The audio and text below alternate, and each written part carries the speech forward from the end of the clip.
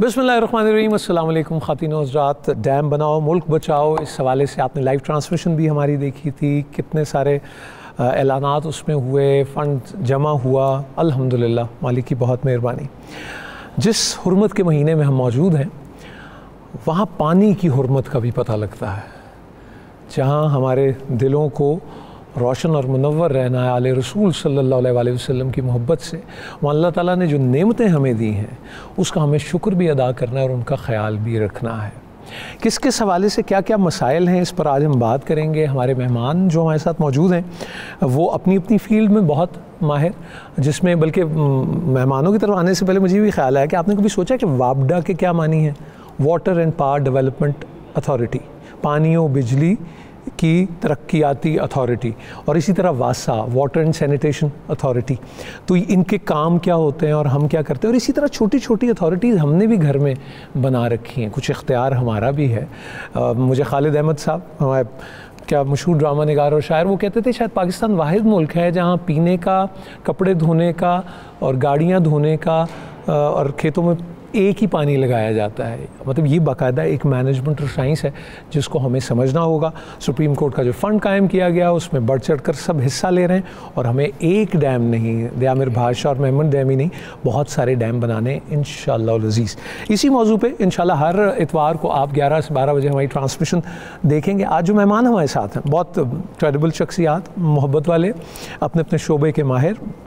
मोहतरमा Musarrat Misbah social worker हैं, डेपिलेक्स smile again foundation की प्रेसिडेंट हैं, और बहुत धीमे अंदाज में बात करती हैं जिसकी हमें बहुत ज़्यादा ज़रूरत है हम सबको। मुस्तदाब आपको मैं खुशामदीद कहता हूँ। उनके साथ मौजूद हैं डॉक्टर सलमान शाह साहब, मईशत के माहिर और पाकिस्तान के साबिक फाकी वज़ीर ख़ज़ाना भी रह चुके हैं। मैं किसी वक्त ये भी उनसे पूछूंगा कि मुल्क के बजट तो उन्होंने बनाए, क्या घर का बजट भी वही बनाते हैं या ये भाभी बनाती हैं? सलमान साहब, आपको भी मैं खुशामदीद कहता हूँ आज की ट्रांसमिशन में। और उनके साथ एक सच्चे फ़नकार बैठे हैं जो सच्चे सुर को भी जानते हैं। तो कहते हैं सांच को आँच नहीं।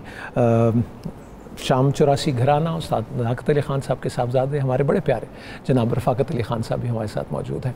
और हमारे जिन्होंने हमें और ज्वाइन किया है उनमें जनाब Yasir Hamid, cricketer, test cricketer, बहुत ज़बरदस्त आदमी और पाकिस्तान के स्टार, वो हमारे साथ मौजूद हैं।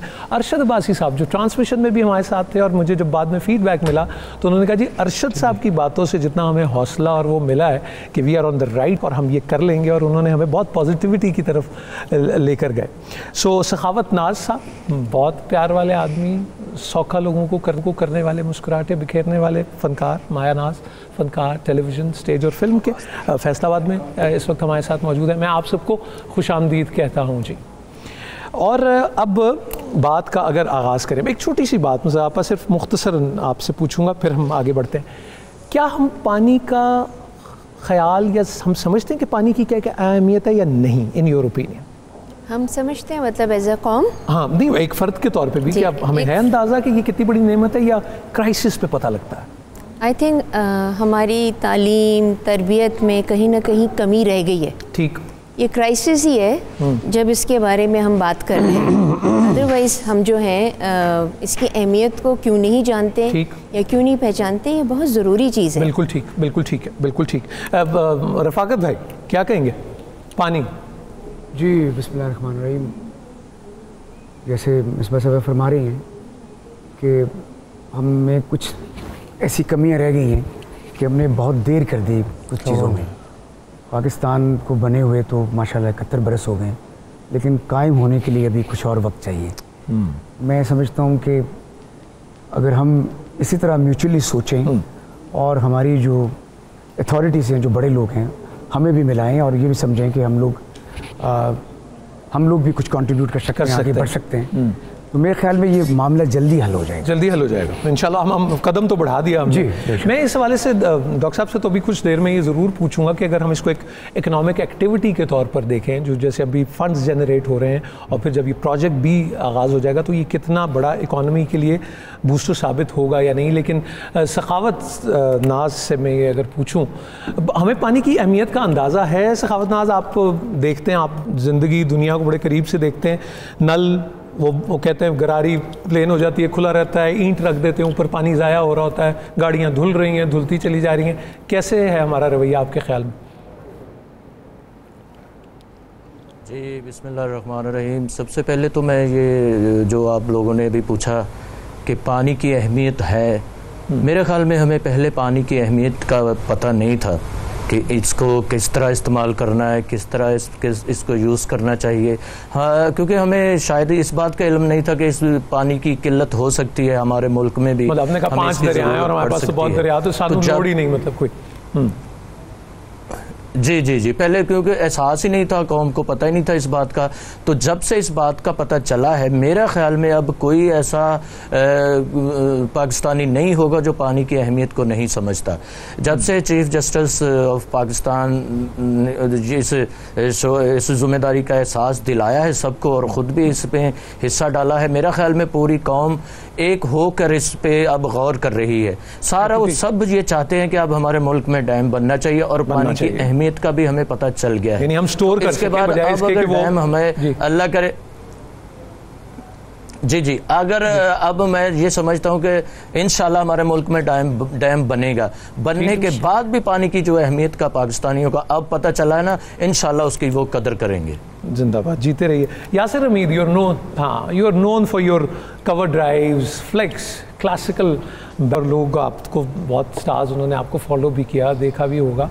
आपको क्या लगता है एक जिम्मेदार शहरी के तौर पर, दुनिया देखिए आपने फिरी, हम क्या क्या हमें कर लेना चाहिए आपके ख्याल में, एक इंडिविजुअल के तौर पे क्या कर सकते हैं हम? देखिए, मैं ये बात कहूँगा कि पाकिस्तान में जो पानी की बचत है वो शायद लोगों को पहले कभी इतना एहसास नहीं हुआ जितना अब ये कैंपेन चली है। फिर इसके बाद लोगों को ये भी पता चला कि डैम्स का या पानी का क्या रोल है इक़्तिसादी तरक्की में, उनकी प्रॉस्पेरिटी में, उनकी खुशहाली में। ये पहले नहीं पता था। अब चीफ जस्टिस ने काम किया, उसने क्या किया है कि उन्होंने क्या किया कि एक बुनियाद रख दी है, वो वाली बुनियाद जो कि वो रास्ता जो कि हम भूल गए थे, जो 1960 में रखा था जब हमारे पास 3 डैम बने थे। उन 3 डैम बनने से पाकिस्तान में रोज़गार आया था, एक्सपर्टीज डेवलप हुई थी, हमारी ज़मीनें सराब हुई थी, हमने अपना एग्रीकल्चर एरिया वास्ट किया था। तो आम आदमी को ये समझ आ रही है कि हाँ, ये डैम खाली पानी की बचत नहीं है बल्कि इसके मल्टीपल फ़ायदे, इतने मल्टीपल फ़ायदे, इन मल्टीपल फ़ायदों पे हम बिल्कुल अभी बात करते हैं। यासिर हमीद अब हमारे साथ हैं और हमें सुन भी सकते हैं। तो यासिर, मैं ये बात कर रहा था कि आपकी क्लासी कवर ड्राइव्स, आपके स्क्वायर कट्स, आपकी बैटिंग, फील्डिंग सब बहुत शानदार।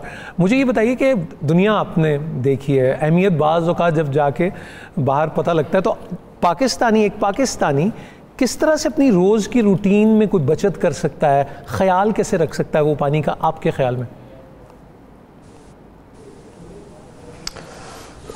देखिए, पानी बहुत बड़ी नेमत है। अब हमें एहसास हो रहा है, क्योंकि हमें एहसास दिलाया जा रहा है तो एहसास हो रहा है। और इससे पहले भी ये कमी थी और हम सबको एहसास नहीं था, क्योंकि एक सिस्टम जो था वो एक डिफरेंट सिस्टम में हर कोई उसमें एडजस्ट कर गया था कि यार ठीक है, सारा कुछ हो रहा है। जिस तरह हमें अभी पता चला है कि यार IMF से कर्जे लेते हैं, एक इतनी नॉलेज नहीं होती थी, मतलब इसको आम बंदे तक ये बात नहीं पता होती थी कि हर बंदा IMF का कर्जदार है। अब हमें पता चल रहा है।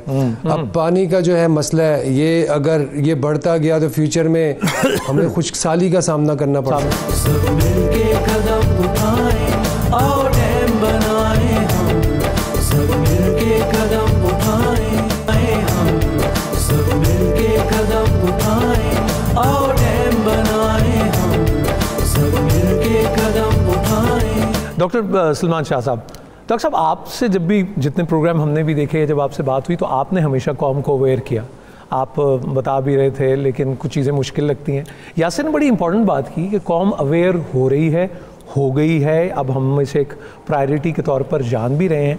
मैं अगर आपसे पूछूं, जैसे ये बात भी आई, देखें सब तरह के लोग और सबको ख्याल इजहार का हक हासिल है। कोई ये भी कह सकता है कि ये काम हो सकता है, कोई ये भी कह सकता है कि ये काम नहीं हो सकता, कोई ये भी कह सकता है कि आधा गिलास भरा हुआ है, कोई ये भी कह सकता है कि आधा गिलास खाली है। ये आपकी सोच है, मनफी है या मस्बत। चंदों से डैम नहीं बनते, ये हमने भी सुना, हमारे लीडर हज़रात ने अपनी राय का इजहार किया और शायद वो ठीक ही कह रहे थे कि बड़े बड़े इदारों को शायद शामिल होना होगा, वो उनका मतलब नहीं होगा, लेकिन बात उससे ना दिल शिकनी होती है। हौसला शिकनी होती है, तो हौसलों को तो हमें बुलंद करना है। तो सलमान साहब ये बताइए कि एज एन इकनॉमिक एक्टिविटी कैसे आप देखते हैं, अगर हम इंशाल्लाह ये अब ये तहरीक तो शुरू हो गई है, फंड्स इकट्ठे हो रहे हैं, जब ये डैम की तामीर शुरू हो जाएगी तो आप इसको एक बहुत बड़ी एक माशी एक्टिविटी के तौर पे देखते हैं? देखिए, ये तो एक आपने बड़ा अच्छा पॉइंट इकोनॉमिक एक्टिविटी का रखा। मेरे ख्याल में दुनिया में तमाम मुल्क जो हैं, हर मुल्क की कोई ना कोई रीढ़ की हड्डी होती है ठीक इकॉनमी की। ठीक, जैसे अगर सऊदी अरेबिया का आप कहें कि सऊदी अरेबिया की इकॉनमी की रीढ़ की हड्डी क्या है, तो पूरी दुनिया को पता है कि उनकी इकॉनमी की रीढ़ की हड्डी जो है वो तेल है। और अगर वो तेल आज ख़त्म हो जाए या कोई किसी तरह से उसमें कोई नुकसान उन्हें हो जाए, तो सऊदी अरेबिया की इकॉनमी जो है वो बिल्कुल कोलैप्स कर जाएगी। ठीक, इसी तरह मेरा ख्याल है पाकिस्तान की इकॉनमी की रीढ़ की हड्डी जो है ना वो पानी है। हो और आपको पता है कि 60% हमारी आबादी जो है वो रूरल एरियाज़ में रहती है। अभी हमारा सेंसस आया है और 60% अभी भी रूरल एरियाज़ में रहती है। और पानी जो है रूरल एरियाज़ के लिए तो लाइफ एंड डेथ का डिफरेंस है। और हमने अगर उस पानी जो हमें दिया गया, ये दरियाओं में हमें रिवर इंदस है, 5 दरिया हमारे पंजाब के थ्रू जो जाते हैं जी।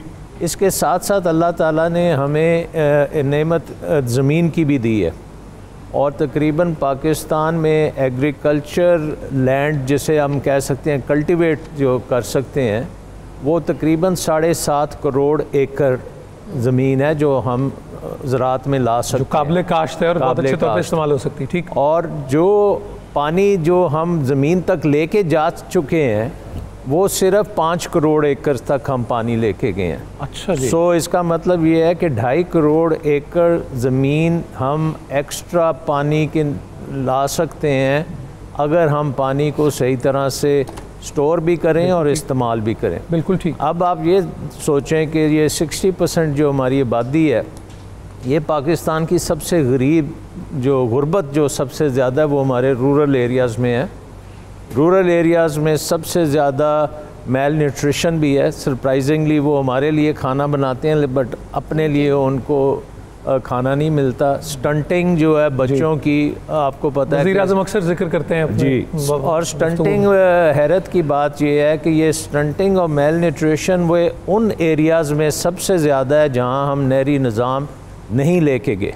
ठीक। सो एक तो ये है कि अगर हम ये पानी ये 7.5 करोड़ एकड़ तक ले जाएं, जो कि हमारे पास वाफिर मकदार में है, हम ज़ाया ना करें और स्टोर अगर कर लें, ठीक, तो हम रूरल एरिया की पावर्टी को हमेशा के लिए ख़त्म कर सकते हैं। बिल्कुल ठीक। यहाँ बिल्कुल और एक पॉइंट मैं ऐड कर दूँ जो यासर ने बहुत ही एक इंटरेस्टिंग सी इंसाइट दी, और वो कशकोल की बात उन्होंने की।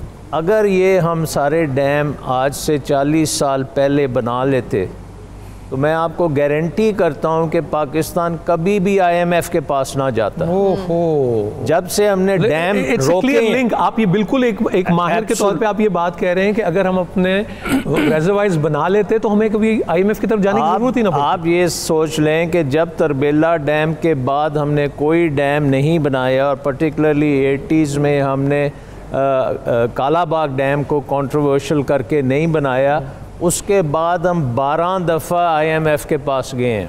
12 दफ़ा। और उस जब तक हम डैम बना रहे थे उस वक्त तक हम एशिया की बेहतरीन इकॉनमी थे, फास्टेस्ट ग्रोइंग इकॉनमी थे। और वैसे मैं आपको एक बात और भी बता दूं कि जितना पानी पाकिस्तान के दरियाओं में आता है, 150 मिलियन एकड़ फुट पानी आता है, अगर ये पानी लेट से चीन में होता जी, तो चीन इससे कम से कम 300 अरब डॉलर की आउटपुट ले रहा होता। 300 अरब डॉलर की आउटपुट आप कह रहे हैं? आउटपुट। और हम जो इस वक्त हमारी जो टोटल एग्रीकल्चर आउटपुट है वो $60 बिलियन। बिल्कुल ठीक है जी। तो इसका मतलब ये है कि अगर पानी को हम जुडिशसली इस्तेमाल करें, उसको स्टोर करें, जिस वक्त हमें ज़रूरत हो उस वक्त हम उसे इस्तेमाल करें, 7 करोड़ एकड़ पूरे को आबाद करें और मॉडर्न एग्रीकल्चर के साथ इसको लेके चलें, तो आप 60 अरब से 5 गुना ज़्यादा आउटपुट ले सकते हैं, और ना पाकिस्तान को कभी अपनी डिफेंस के लिए किसी के आगे जाने की ज़रूरत है, ना IMF के पास जाने की ज़रूरत है, और हमारे लोग खुशहाल होंगे और हमारी जो रूरल प्रॉस्पेरिटी है वो बहुत ज़्यादा बढ़ेगी। Thank you so much for this great insight Salman साहब। अरशद साहब, मैं आपकी तरफ आऊँगा, और अभी अब जब सलमान साहब जितनी बातें कर रहे हैं, मेरी तो वो इकोनॉमिक्स और शायद और भी शायद लोगों की इतनी अच्छी ना हो, लेकिन ये बातें समझ में आ रही हैं, they are really making sense. तो फिर वो जो एक डिस्करेजमेंट आती है कि नहीं नहीं ये एक्टिविटी, इससे तो कोई फ़र्क नहीं पड़ेगा, ये तो एक बहुत वो पहाड़ है, ये हम काटेंगे नहीं। और हमने ऐसी कहानियाँ सुनी हुई हैं कि एक शख्स रोज़ाना ज़रब लगाते लगाते, चीनी कहानी ही है, और वो दरख्त को, वो पहाड़ को हटा देता है कि सूरज की रोशनी मेरी बस्ती तक आ जाए। तो सवाल ये है कि ये जो डिस्करेजमेंट है उससे शायद दिल शिकनी भी होती है, लेकिन आपको और हिम्मत भी मिलती है। ये जो बात अभी सलमान साहब ने कही, ये तो बहुत 2 + 2 4 की तरह सिंपल है। आप इसमें कुछ इजाफा फरमाना चाहेंगे? जी बिल्कुल। देखें, शाह साहब जो है इस पाकिस्तान के बयानात इकॉनमिस्ट हैं, मैं उनकी बात को आगे बढ़ाऊंगा इस तरह से कि जो तरबेला डैम है, तरबेला डैम से बिजली आज भी हमें 30 पैसे की मिलती है, जबकि LNG से मिलती है 16 रुपये। अगर हम कंपेयर करें कि अच्छा एक मिनट, अभी आपने फरमाया कि जो पानी से बिजली यानी तरबेला से जो बिजली है वो 30 पैसे फ़ी यूनिट पड़ती है, जबकि जो आप दूसरे ज़राए कह रहे हैं वो 16 रुपये, और मंगला से भी 30 पैसे की है। 30 पैसे, ठीक। अच्छा, अब अगर फ़र्ज़ करें कि ये दोनों डैम ना होते तो हमें जितना एक बर्डन होता है इकानमी पे, वो तकरीबन 450 अरब का होता। एक बात, अगर ये बादशाह डैम बना होता आज से 20 साल पहले, तो देखें हमने कैलकुलेशन, हम इंजीनियर साब्ता भी करता है, हमें अगले 40 साल तक बिजली घरेलू इस्तेमाल के लिए भी होती, सुई गैस, और हमारी CNG के लिए भी होती। एक तो हमने ये बड़ा नुकसान किया। दूसरा, जैसे शाह साहब ने बात की है, एक और बात की एग्रीकल्चर की। देखिए, पाकिस्तान में अभी पंजाब में, सिंध में, KPK में तकरीबन, मैं मिलियन एकड़ में बताऊंगा कि 3.5 मिलियन एकड़ फीट वो एकड़ जगह वो है जहाँ पे अगर हम नहरी पानी लेके जाएं तो उन लोगों को रोज़गार अपने घर में मिल सकता है। वो बात कर ली सलमान साहब ने भी, पाकिस्तान की ज़राअत की और बढ़ा सकते हैं। ये जो एरियाज़ हैं, इन लोगों के वहाँ तक रोज़गार पहुँचाने के लिए ये जो नहरी निज़ाम को, या इन जो डैम से पानी आएगा तब वहाँ तक लेके जाएंगे, तो देखें उनकी गुर्बत ख़त्म होगी, वो शहरों पे नहीं आएंगे। और फिर सबसे बड़ी बात यह है, इससे पहले कि वो लोग एक बर्डन बने जिनके पास कोई भी नहीं है, कितनी बड़ी बात होगी कि वो इस मुल्क में एक तामीरी रोल अदा कर सकते हैं। दूसरा शाह साहब की एक और भी बात है, वो बिल्कुल उन्होंने कहा कि हाँ, पाकिस्तान में 1,000 लीटर में हमारी जो एवरेज GDP में जो कंट्रीब्यूशन है वो कहते हैं जी $0.3 है, जबकि दुनिया में जो एवरेज है वो $8 है। यानी पानी इकानमी का फाउंडेशन सेट कर सकता है, राइट, अगर हम आगे पॉलिसी बनाए। दूसरी जो सबसे एक और बड़ी इंपॉर्टेंट बात है, देखिए, जब ये डैम बन रहा है तो वो जो आबादी बढ़ रही है, असल में आप उसकी खुराक का भी बंदोबस्त कर रहे हैं। सब मिलके कदम उठाएं, आओ डैम बनाएं हम, सब मिलके कदम उठाएं, हम सब मिलके कदम उठाएं, आओ डैम बनाएं हम, सब मिलके कदम उठाएं। चीज़ आपके साथ शेयर करूंगा कि जब हम भी दोस्तों के साथ हम बैंक में गए, तो जैसे अब बच्चों की फ़ीस होती है ना, तो वो काउंटर फाइल्स होती हैं, तो जब वो जमा कराया तो वो 3 रसीदें थी। तो मैंने कहा कि ये एक आप मुझे दे देंगे, तो वो काउंटर फाइल जो आप रखेंगे, तो पता लगा, ये मैं आपको बता रहा हूँ straight from the horse mouth, अब मुझे नहीं पता इसमें कितनी हकीकत है, शायद सलमान शाह साहब मुझे करेक्ट कर दें डॉक्टर साहब इस हवाले से। उन्होंने कहा जी ये पहली दफ़ा हो रहा है, वरना जितना भी कोई वज़ीर आज़म का ये सदारती फ़ंड जो भी कायम होता था उसमें पैसे हो देते थे और वो जमा, एंड दैट वाज इट। सो इस बार जब चीफ जस्टिस ने ये कहा कि मैं इसकी रखवाली करूँगा, प्राइम मिनिस्टर ने कहा कि मैं ख़ुद इसकी हिफाजत करूँगा, तो फिर देखें ये एहतियातें भी हम बरत रहे हैं। क्यों? इसलिए कि आप देखते हैं कि जब कोई दरस खाली रह जाती है, इमारत के अंदर में कोई तड़ेड़ पड़ जाती है, तो इमारत के गिरने का ख़दशा होता है। करप्शन भी इसी तरह पैदा होती है जब कहीं से, और इसी तरह आप ये भी ज़रा देखते चले जाइए कि घर के अंदर में कौन कौन सी ऐसी जगह हैं जहाँ से पानी रिस रहा होता है, तो आप कहते नहीं कोई गल नहीं, हो जाने वो हो जाएगा, और वो what does it result into? हादसों के बाद मुझे मेरे दोस्त याद आ रहे हैं, वो कहते हैं एक होता है पता लगना और एक होता है लग पता जाना। तो ये हर बार हमने उस वक्त ही क्यों रिस्पॉन्ड करना है जब हमें लग पता जाए। सो देर आए दुरुस्त आए। सखावत नाज की तरफ मैं जाऊँगा, और सखावत मुझे ये बताइए कि जो फोक विजडम है, हम पंजाब की भी बात करें और हमारे बड़े और बुज़ुर्गों से, कोई वाक़या आपको ऐसा याद पड़ता है कि बुज़ुर्ग ख़ास तौर पे जब पानी की एहतियात के बारे में बात करते थे, कोई पंजाबी में, आपके बड़ों में, बुज़ुर्गों में, दादी ने, नानी ने कभी कहा हो कि ख्याल रख, कोई बात हमसे शेयर करेंगे आप? जी नूर भाई, असल में बात ये है कि पानी की अहमियत बड़े तो हमेशा ही हर बात को समझते हैं, और वो हमें, मुझे याद है कि छोटे छोटे जब होते थे तो कहते हैं कि पानी ज़ाया मत करो, पानी की अहमियत को समझो, पानी की इज्जत किया करो, पानी का एहतराम करो। हम समझते हैं पानी का एहतराम करो, क्यों कह रहे हैं, क्या मतलब है। जी जी, कि उसको अदब से इस्तेमाल करो, मतलब जितनी ज़रूरत है उस हद तक इसको इस्तेमाल किया जाए। तो उस वक्त मेरा ख्याल ये होता था, पानी जब, अब तो आम घरों में कहीं से भी आता है तो पानी मिल जाता था, उस वक्त दूर से लाना पड़ता था, इसलिए हम समझते थे पता नहीं इनको दूर से लाना पड़ता है या इस वजह से हमें रोकते। अब तो ये कुछ चंद सालों में ये हुआ ना कि पानी दूर से मिलना शुरू हुआ है। पहले तो मतलब इतना था, तो जब बड़े हमको मना करते थे ना, उस वक्त वो नलकों का दौर था, मतलब छोटे छोटे थे, बिल्कुल छोटे छोटे, हैंड पंप हो गया, भर के ला रहे हैं पानी, वो सारे सिलसिले इलाका। जी जी, तो मैं ये समझता था कि माँ बाप या ताया चाचा जो पानी लेकर आता है वो हमें इस वजह से कह रहा कि पानी कम इस्तेमाल करो कि इनको दूर से लाना पड़ता है। तो अब असल में बात अब समझ आ रही कि शायद वो इस वजह से कह रहे कि इसकी कमी हो सकती है, इसको आने वाली नस्लों के लिए ये पानी कम पड़ जाएगा, इसलिए हमें कहा जाता था कि आप कम इस्तेमाल करें। तो अब जब इस बात का पता चला तो हमें भी एहसास होना शुरू हो गया है, और अब माशाल्लाह मैं अपनी पाकिस्तान की कौम में जितनी भी ये इस जज्बे में इतना बढ़ चढ़ कर हिस्सा ले रही है, मुझे इतनी खुशी होती है, इतना मैं अपने आप को पाकिस्तानी होने में फ़ख्र महसूस करता हूँ कि शायद हम पे जब कोई मुश्किल पड़ती है कम से कम फिर तो हम एक हो जाते हैं ना। अगर हमें अब इस बात का पता चला कि हमारे पास पानी नहीं है, आने वाली नस्लें हमारी डिस्टर्ब होंगी, वो मतलब पानी की एक बूंद को भी तरसेंगी अगर हमने ये कदम अब जो उठाया है इसको पूरा ना किया गया। तो अब हमें ये एहसास होता कि बड़े हमें जो मना करते थे वो इस वजह से करते थे। मैं फिर एक बार फिर कहना चाहूँगा कि चीफ जस्टिस साहब ने और वजीर आजम साहब ने जो अब जो जज्बे कौम के जागे हैं ना, मेरा ख्याल में अब हमें डैम बनाने से कोई नहीं रोक सकता।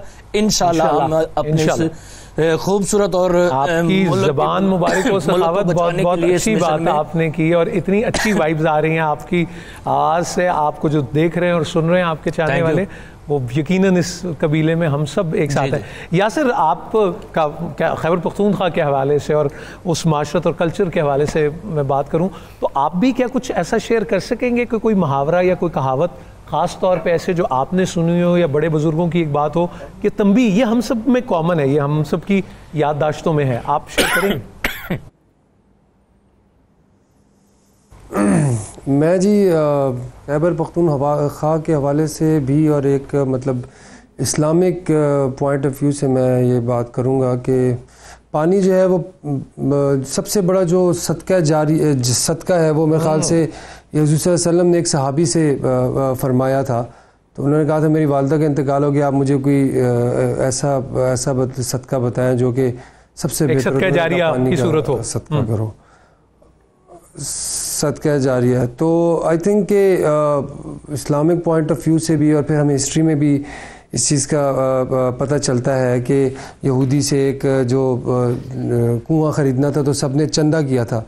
ये चीज़ कह रहे हैं कि यार चंदा नहीं है, इसे एक डोनेशन समझ के और एक ऐसा सदका जारिया जो बाद में हेयर आफ्टर जो लाइफ है उसमें काम आ सकता है और जिंदगी में आने वाली नस्लों के लिए भी और आपकी आखिरत के लिए भी। बिल्कुल ठीक, बिल्कुल आखिरत के लिए। और जो है जिस तरह मतलब जो लीडरशिप है वो कहते हैं ना, अलेक्जेंडर ने कहा कि an army of sheep is led by lion is better than the army of lion led by sheep। तो we should support this decision. ये बहुत बड़ा मेरे ख्याल से यासिर एक सवाल हमने एक बहुत बड़ा चैलेंज लिया है कि यार हमने जी जी सर। आप इतना अच्छी गुफ्तगू करते हैं और इतने कमाल के ख्यालात हैं, अरशद साहब ने भी, सलमान साहब ने भी पॉइंट किया, आगे कोई इरादा है आपका सियासत में आने का? वैसे ही मैंने पूछा, मतलब यंगस्टर्स और तब्दीली का दौर है, कुछ है इरादा? नहीं नहीं सर, बात यह है कि सियासत जो है वो देखें, सियासत तो हमेशा से एक जो अगर इस्लामिक पॉइंट ऑफ व्यू से देखें तो एक इबादत रही है, लेकिन हमारे मुल्क में अनफॉर्चुनेटली पूरे बरसगीर में सियासतदान को एक बहुत बुरा समझा जाता था और वो डायनामिक्स चेंज हो रहे हैं अब। तो मैंने तो आप इसका हिस्सा बनना चाहेंगे कभी, इबादत के तौर पे आप सियासत को करें या नहीं? ऑफ कोर्स जी, बिल्कुल। मैं अभी भी कर रहा हूँ, मैं अपने इलाके में सोशल वर्क कर रहा हूँ। हमारा जो एरिया है जहाँ से मैं मतलब नेटिवली बिलोंग करता हूँ, वो नाम भी बताइए जरूर, बड़ा अच्छा होगा सब जाने। और उधर कोकमंग मेरा है इलाका, एबटाबाद डिस्ट्रिक्ट में, और वो एक वन ऑफ द वो कहते हैं ना ब्यूटीफुल प्लेस, वो जो है ना वो एक गेटवे है कश्मीर का और बहुत खूबसूरत इलाका है। लेकिन हमेशा सियासतदानों की गलत सियासत और गलत पॉलिसीज़ की वजह से लोग जो है ना बेचारों ने बहुत सफ़र किया, और वो अभी भी जो मतलब जब भी इलेक्शन होता है यार वो वोट इसी उससे जज्बे देते कि ये जीतेगा और मेरे काम करेगा, हालांकि उसने कोई ढकना काम भी नहीं किया उधर, मतलब जो हमारे पॉलिटिशियंस इससे पहले वहाँ पे जो रहे हैं। और इस बात को आगे मतलब मेरा जो जी जी जी कहिए प्लीज। मेरा ख्याल में अब सियासत में आगे जितने अच्छे काम हो रहे हैं, हर बंदा कोशिश करेगा कि मैं भी सियासत में काम करूं आगे। हाँ बिल्कुल ठीक, यानी अगला इलेक्शन सखावत भी लड़ रहे हैं। बिल्कुल, मुल्क के लिए देखें सखावत भाई भी लड़े अगला इलेक्शन। मेरा इलेक्शन तो क्या नूर भाई, इलेक्शन तो क्या जज्बा है पाकिस्तान के लिए, मुझे किसी से भी लड़ना पड़े तो मैं लड़ पड़ूंगा नहीं। अरे वाह वाह, जीते रहे जीते रहे। सेव वाटर, आप मुसरद आप ब्यूटिशियन हैं, हम अक्सर सुनते हैं जब ब्यूटिशियन से वो कहते हैं जी आप अगर चेहरे पे चाहते हैं कि चेहरा तरोताज़ा रहे तो आपको पानी पीना चाहिए। डेफिशिएंसी, डिहाइड्रेट इंसान कर जाता है तो बहुत हालत ख़राब, बड़े मसाइल उससे पैदा हो जाते हैं। चोलिस्तान के हवाले से आप बात करें, थर के हवाले से बात करें, जैसे कि डॉक्टर साहब ने बताया कितना सारा वो अनकल्टिवेटेड लैंड जो अभी तक हमने यूटिलाइज़ ही नहीं किया, हम सम्राट ही नहीं पहुँचे, उनको हम कह रहे हैं शहर आ जाओ, हम उन तक तरक्की के सम्राट नहीं पहुँचा रहे। सो आप मतलब, और and you so close to your parents, we know that very well, आपकी तरबियत में क्या रहा है या आपकी रूटीन अगर मैं जानना चाहूँ, चूँकि आप भी, आपसे भी लोग इंस्पिरेशन लेते हैं, कुछ जानना चाहेंगे आप कितनी कॉशियस हैं या नहीं हैं या लापरवाह हैं, क्या कहेंगे? मैं बस पहले आपकी बात का जवाब देने से पहले एक ये बात बताना चाहूँगी कि जैसे उन्होंने बताया कि उनके बड़े, उनके वालिदैन, उनके चचा वहारा कि उनके दूर से पानी लाते थे तो उनको मना करते थे ज़ाया ना करो, लेकिन उन्होंने बाद में ये कहा कि उनका ये विजन होगा कि शायद पानी कभी कम हो जाएगा। वो देख रहे थे आगे। हाँ, आप समझते हैं। मैं जो चीज़ मुझे आज तक समझ में नहीं आई इतने अरसे में, and I think as a generation we have failed terribly, कि हमारे जो पॉलिटिशियंस हैं उनको ये विजन क्यों नहीं है। लेकिन पॉलिटिशियंस के अलावा 60s के बाद में तो फिर हमें ज़िया-उल हक साहब का दौर भी नजर आता है, फिर मुशर्रफ साहब का दौर भी नजर आता है, उन्होंने भी नहीं किया। 1960 से 69 तक 7 डैम्स बने, ठीक है ना। उस वक्त क्यों बने? क्योंकि जो सिंसेरिटी थी ना टू द नेशन वो आपको नज़र आ रही है, क्योंकि वो आगे विजन को देख रहे हैं। यहाँ पर अगर ज़िया-उल हक साहब को छोड़ दें जी, वो कहेंगे कि जी मैं तो एक उस ज़माने में, एक दौर में वो एक अलग पॉलिटिकल सिचुएशन थी।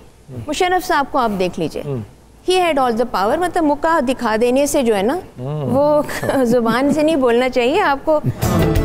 सब मिलके कदम उठाएं और डैम बनाएं, हम सब मिलके कदम उठाएं, हम सब मिलके कदम उठाएं और डैम बनाएं, हम सब मिलके कदम उठाएं। फायर हमारे साथ टेलीफोन लाइन पे, गुलकार। अस्सलाम वालेकुम फायर, कैसे हैं बाबू? अस्सलाम वालेकुम नूर, हाउ आर यू, कैसे हैं? ठीक है, बिल्कुल ठीक ठाक।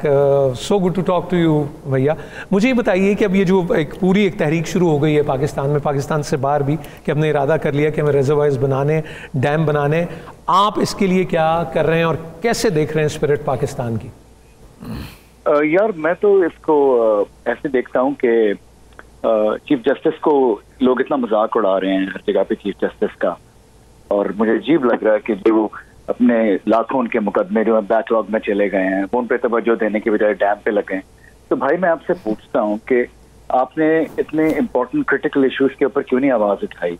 आपने क्यों नहीं शोर मचाया कि पानी खत्म हो रहा है, आपके पास डैम्स बनने चाहिए, चीजें होनी चाहिए? ये तो सिस्टम में ऑलरेडी ब्यूरोक्रेसी को ये चीजें करते रहना चाहिए था। आज इसलिए अब चीफ जस्टिस बेचारा क्या करे, वो उसको ब्रांड एम्बेसडर बनना पड़ा इस काम के लिए। And why not? क्यों? वो भी तो इस मुल्क का शहरी है यार। मैं तो इन योर ओपिनियन आप ये कह रहे हैं कि जिन्ना दा काम सी उन्होंने नहीं किया तो किसी ने तो करना सी। लेकिन फाखिर जो सवाल आपने उठाया है, अगर उसका जवाब ही मैं आपसे पूछना चाहूँ कि ऐसा क्यों नहीं किया, तो आप कैसे देखते हैं एज ए यूथ एम्बेसडर, एक सेंसिटिव पाकिस्तानी होने के नाते, क्यों हमारा ध्यान इस तरफ नहीं गया, या पॉलिटिशियंस का भी, डिसीजन मेकर्स का? देखें जी, पॉलिटिशियंस तो गालियां निकालना बहुत आसान है, आप बहुत आसान पकड़ने चाहिए ब्यूरोक्रेसी को। ब्यूरोक्रेसी हमेशा रहती है। पॉलिटिशियंस तो कोई पार्टी आती है, कोई जाती है, कोई टूटती है, कोई बनती है, कोई बिगड़ती है, कोई कुछ होता है, कुछ होता है। आपकी ब्यूरोक्रेसी हमेशा से है, वो लोग, उनका करियर है, उनका काम है, बाबुओं का काम है कि मुल्क को चलाना। आपको ब्यूरोक्रेसी के कान पकड़ने चाहिए कि उन लोगों ने क्यों नहीं किया। ये सिस्टम के अंदर ये चीजें तो ऑटोमेटिकली होती रहनी चाहिए। उनको ये किसी पॉलिटिशियन का काम नहीं है कि सेंसस हो जाए या ये स्टैटिस्टिक्स के आ जाए, डेटा कलेक्शन हो जाए और फ्यूचर प्लानिंग हो, ये हो वो हो। नहीं, ये पॉलिटिशियंस का काम नहीं है, ये काम ब्यूरोक्रेसी का है। अब ब्यूरोक्रेसी जो है वो रिश्वतें लूटमार करती रहे, हर एक के घर में 6-6 लैंड क्रूजर V8 चलते रहे, और आप उनको पूछते नहीं है उनकी सैलरी होती क्या है, जिनके बच्चे हार्वर्ड में और कैम्ब्रिज में कहाँ का पढ़ रहे होते हैं। आपको क्या लगता है रिश्वतें नहीं लेते ये लोग सारे? कम ऑन यार, लेट्स स्टॉप किडिंग हियर। ये ब्यूरोक्रेसी को thank you so much Fakhir. ये जो आपने गुफ्तगू की है, ये वो बात तो सच है, मगर बात है रुसवाई की। डॉक्टर सलमान शाह साहब हमारे साथ बैठे हैं, माहिर माशियात, और मईशत उनके लिए ऐसे ही है, पता नहीं घर की लौंडी तो नहीं कह सकते, मुहावरतन वैसे कह रहा हूँ, लेकिन वो बाएं हाथ का खेल, बजट वैसे घर का बजट सलमान साहब आप खुद बनाते हैं, भाभी बनाते हैं? नहीं, I think the more interesting part is जो सखावत ने और यासर ने बात की, उनमें बड़ी इंटरेस्टिंग चीज़ें नज़र आ रही हैं। कि नंबर 1 ये है कि पानी जो है, आप देखें कि हमारा जो खित्ता है ये it was known for its water, ठीक, और उसको हम इंडस सिविलाइजेशन कहते हैं। पूरी दुनिया जो सेंट्रल एशिया और इधर उधर से लोग जो आते थे वो पानी के लिए आते थे। तो हमारी जो तमाम नस्लें हैं और हमारी जो हिस्ट्री है वो पानी के इर्द गिर्द बनी है। और अगर आप देखें कि मुग़लों के वक्त से जो शहर यहाँ पे बसे थे वो दरियाओं के किनारे पे बसते बिल्कुल थे, और वो एक सिविलाइजेशन जो तामीर होते थे फारसी हवाले से, सब इसी हवाले से। उसके बाद जब अंग्रेज़ आए तो उन्होंने एक इनोवेशन की इसमें कि वो बराजेस उन्होंने पहले बनाए। सो सखर बराज जब बना, मेरा ख्याल 1926 में शायद उन्होंने बनाया, और उसकी मैं किताब पढ़ता हूँ तो मुझे हैरत होती है कि वही डिस्कशन है जो आज हम यहाँ बैठ के कर रहे हैं। बहरहाल जो बराजेस की वजह से आप देखते हैं कि पूरे सिंध के शहर जो हैं, जो इस वक्त आबाद हैं, वो उन बराजेस की वजह से आबाद हैं।